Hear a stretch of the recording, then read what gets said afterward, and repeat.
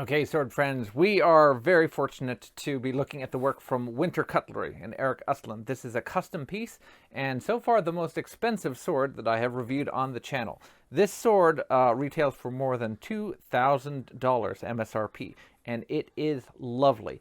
This is the Fang of Caerbannog. So if someone might recognize the motif, we have a rabbit on here, and there may be a very famous rabbit that some of you might be old enough to recognize the name of. This is a type of hand-and-a-half sword, and the design is that of a Oakshott Group 2. If I pull it out, this is a type 18C blade.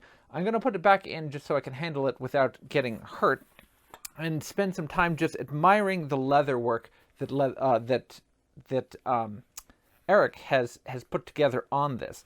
So we'll spend more time discussing what you get if you're going for a custom sword in other videos. But in addition to this being a spectacular sword, this comes with a spectacular scabbard. Now, if you try and buy a scabbard by itself for a sword, oftentimes that's at least as expensive as the sword, if not more, just for a plain scabbard. There are scabbards that are available for Albion swords that are more than $500 that don't have any particular tooling or any particular elements on it, because this is a lot of work that goes into producing something like this. So even if the sword was just being sold as is, trying to buy a scabbard like this might be, $1,000 plus of value for a scabbard like this.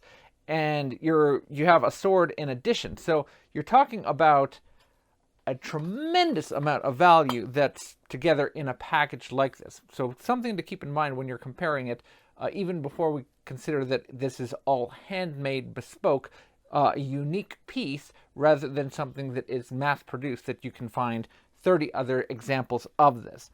So the leather scabbard is spectacular. It really has a lot of detail that's put into it.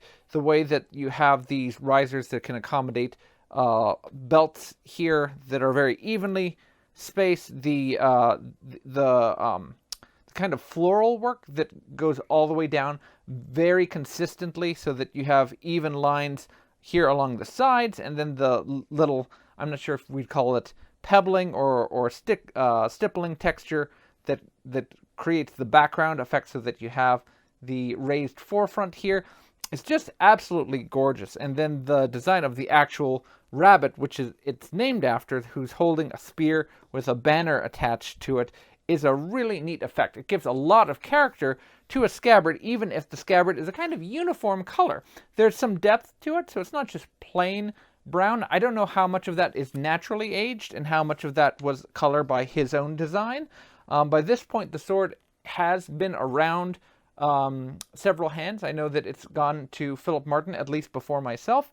I believe it's actually been used at a HEMA tournament, like a cutting competition or the like. It has a very simple shape on the end, which is historically consistent for its time period.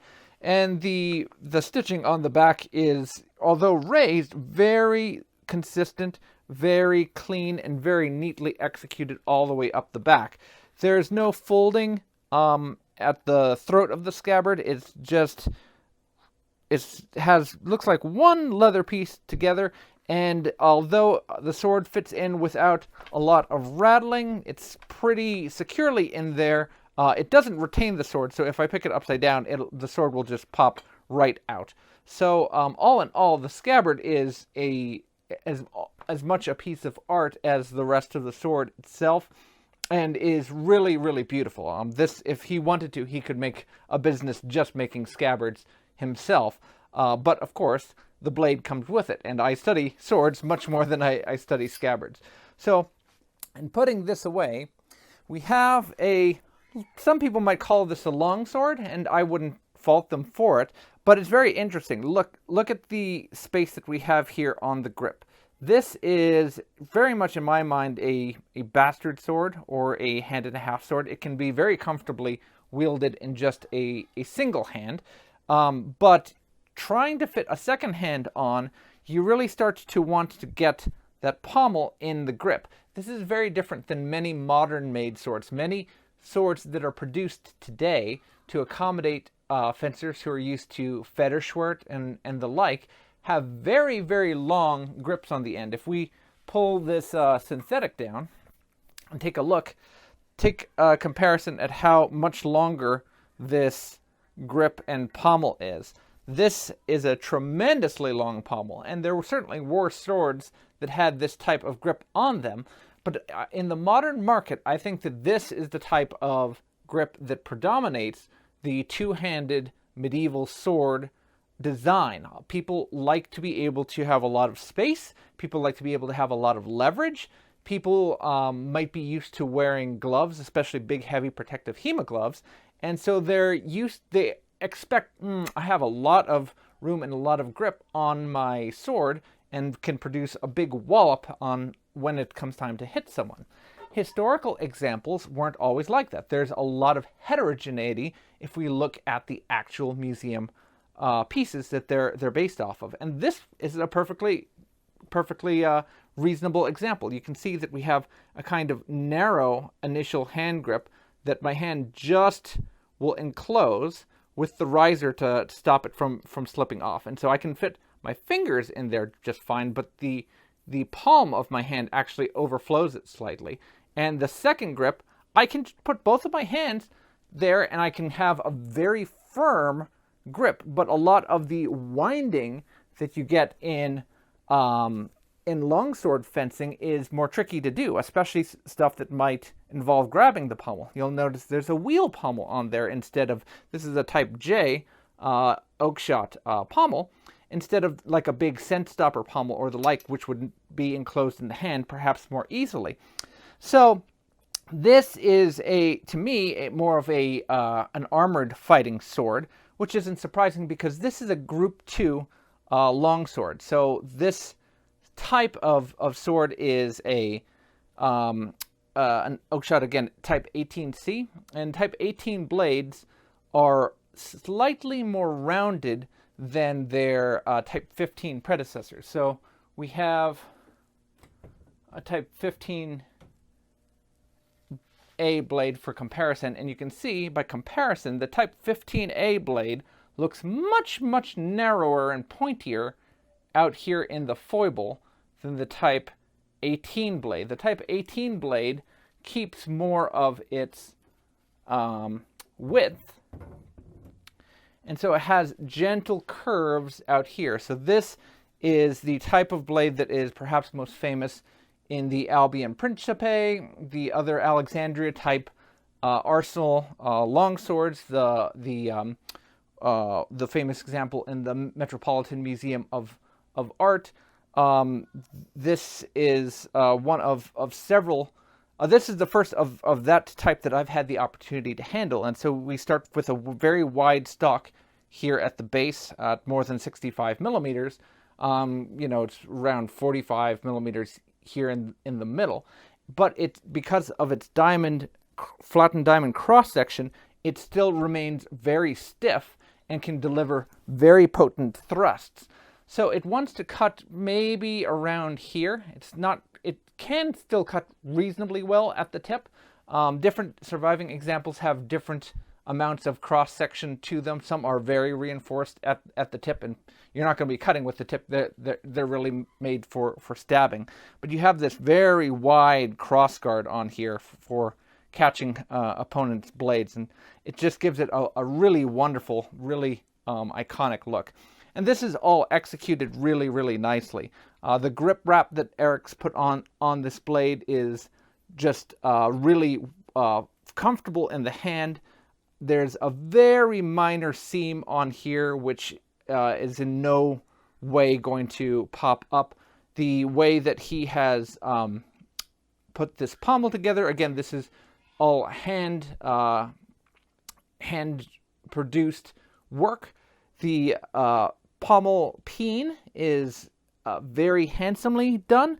There's nothing sharp about it at all. There's no remaining ledges. This is all very cleanly executed. The grip here, if I have enough space in here, the crossguard has very slight asymmetry to it, but it's still very, it still catches the eye very nicely.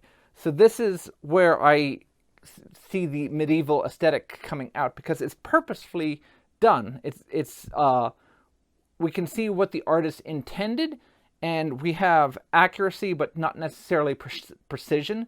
So where if it came out of a machine, we would want it to be very precise, although the question is if it would be accurate or not. But in this case, he's taken the time and attention to make sure that each of the facets on this hexagonal section cross are very cleanly, very finely done, with no imperfections along their length. But if I look very, very carefully, I can still tell that it's hand executed, because of, you know, this quillon's not quite as well turned up as that quillon. There's this beautiful little graceful swell in this portion, and it pinches here in the middle, and that type of hand attention is something that you wouldn't really be able to replicate if it's done by machine instead of by hand.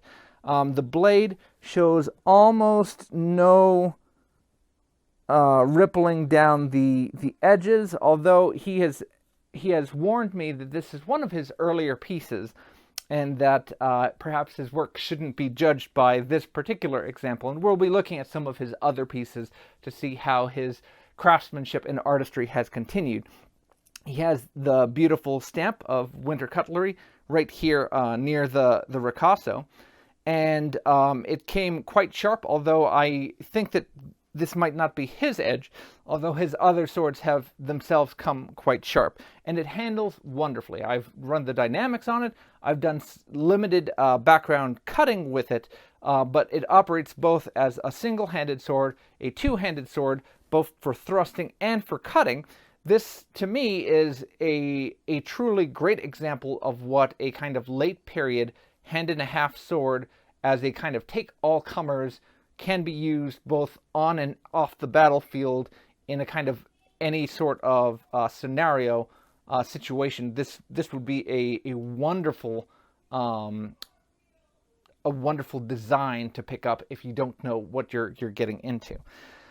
So I hope you enjoyed this as much as I did. We're going to be looking at more pieces from Winter Cutlery in the near future, but this first one, the Fang of Caerbannog, is really spectacular.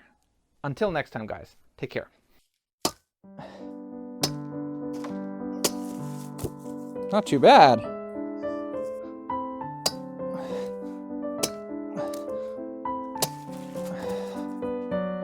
I could get used to this sword.